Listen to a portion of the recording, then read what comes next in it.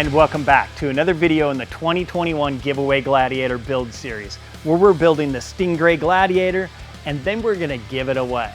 Now today we're going to be taking care of this large expanse of unprotected rocker panels, and we're going to do that with a set of Armor Lite series rock sliders from LoD Off Road.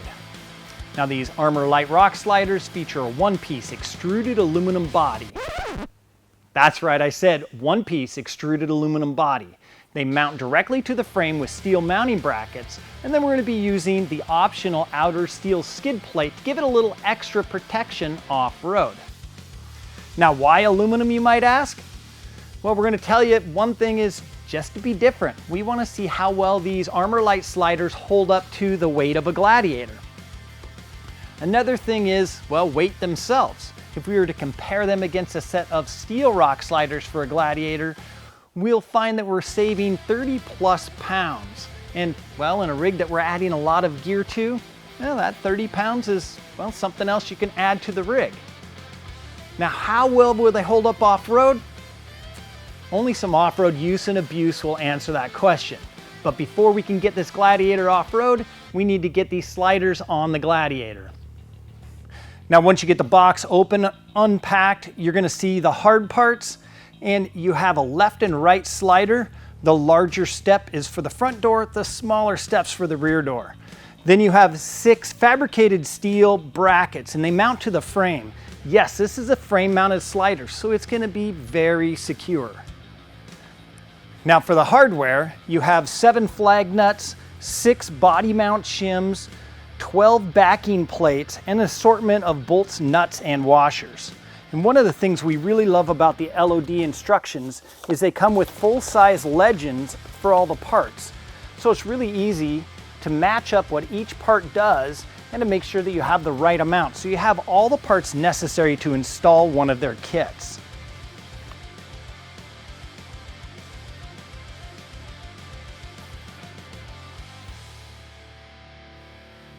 Now start by running your hand along the bottom of the frame.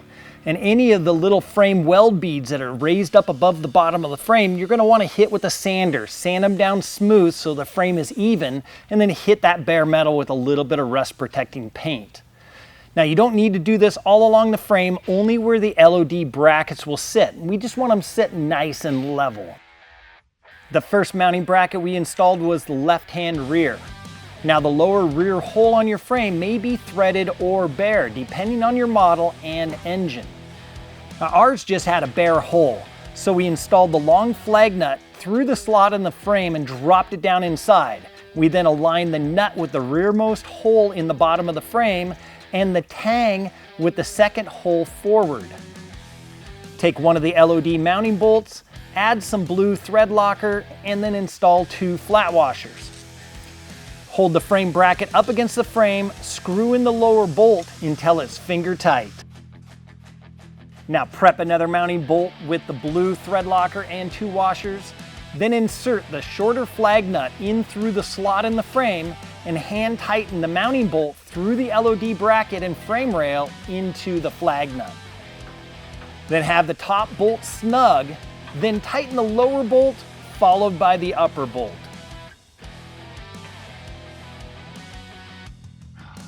Moving on to the center bracket, remove the 2 little body mount nuts on either side of the body mount, slide the LoD bracket up over the 2 studs and reinstall the nuts.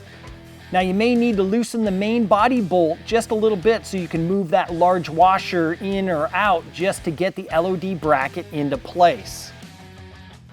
Depending on your model of Jeep, you may need to drill and tap the frame for the lower mounting bolt.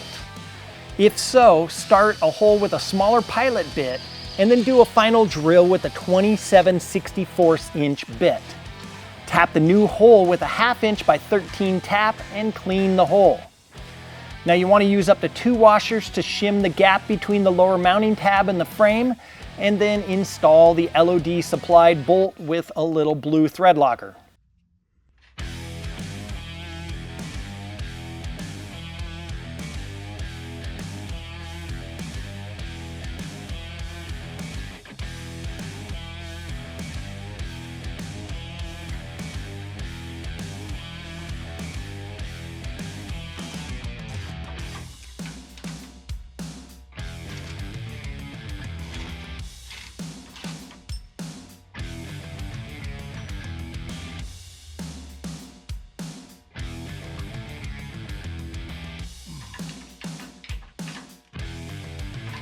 We then moved to the rear mount on the right-hand side frame rail and removed the original bolt from in front of the LCA, the lower control arm mount.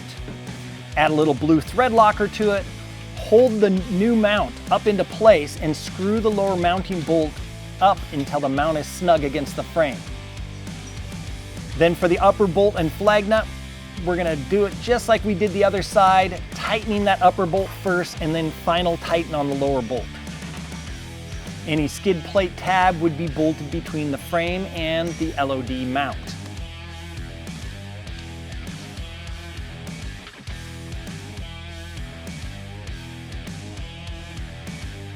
Now the right-hand center mount is going to go underneath the little body mount nuts just like on the left-hand side.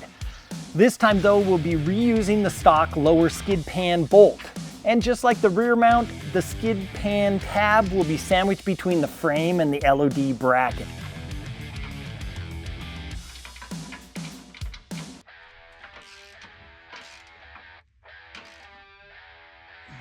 For the right-hand front mount, on the Gladiator, there's an unused tab on the frame that's in the way, and it's gonna need to be removed.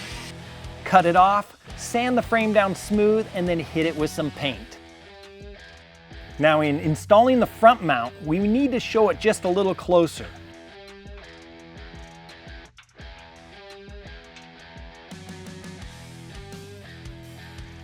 You're going to install the front flag nut into the frame and screw in the mounting bolt with the support washers.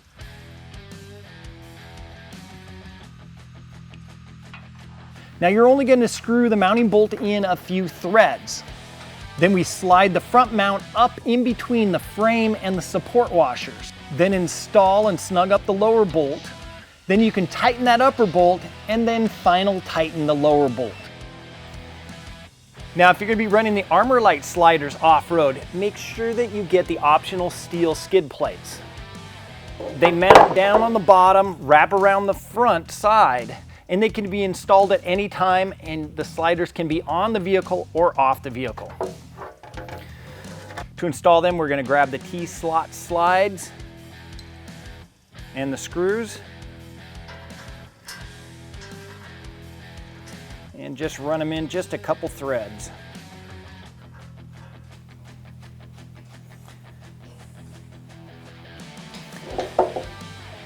Now you want to run them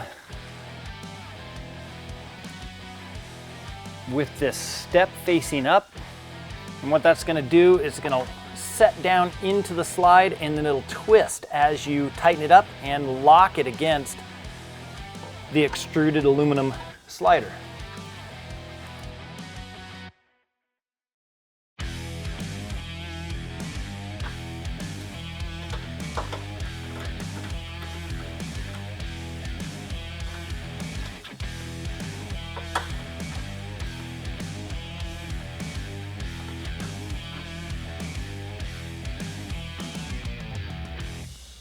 And then we're going to slip 2 of the carriage bolts into each one of these backing plates and then slip them in from the side.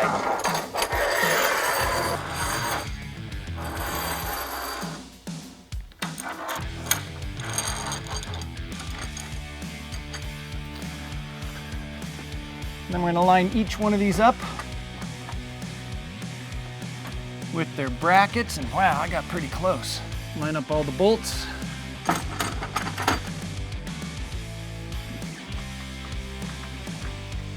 Install the washers and nuts on the back side of the mounting brackets and evenly tighten them from the back side.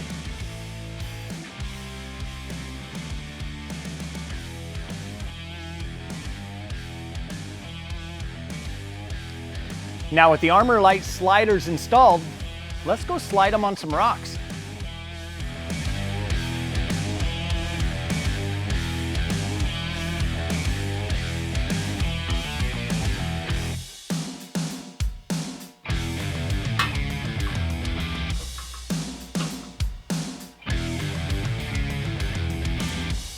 Okay, let's try that again.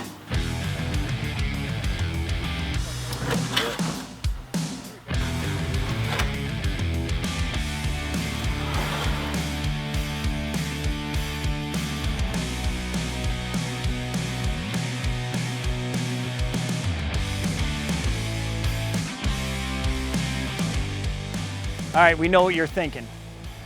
Aluminum sliders, what's the verdict? Well, you saw that big rock, and you saw that we scratched the hell out of these sliders. But to be fair, we scratched the hell out of a lot of other sliders on that exact same rock. And, well, these are still holding up. So I think the bigger question is, are the Armor Lite aluminum sliders right for your Jeep? If you're looking for a good looking slider that's lightweight, easy to install, and will hold up to mild and moderate trails, we'll take a closer look at the Armor Lite series from LoD Off Road. You'll find links down in the description box below. Then hit up that comment section. We'd love to hear what you think. Aluminum sliders, are they here to stay? Thanks for watching our video. We'll see you in the next one.